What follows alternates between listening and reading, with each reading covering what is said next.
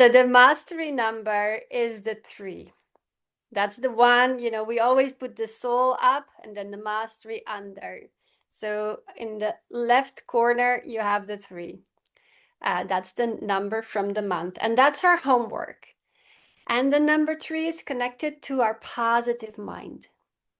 And we have like 3 minds. We have the negative mind. This is where we're in right now. This is February. And then March is the 3. And then we have the neutral mind in April. So, but now March is the positive mind.